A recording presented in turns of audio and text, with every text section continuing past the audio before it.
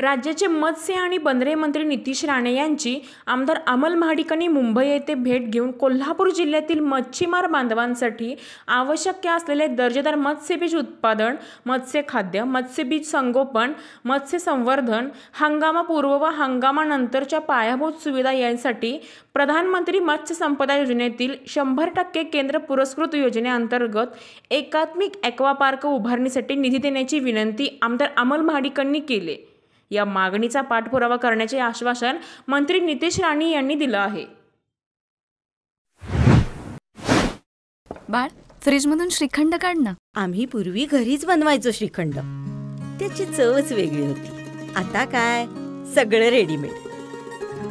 आजी, हे श्रीखंड खाऊन बघ। आज तुझ्या आईनं घरीच बनवलं की काय?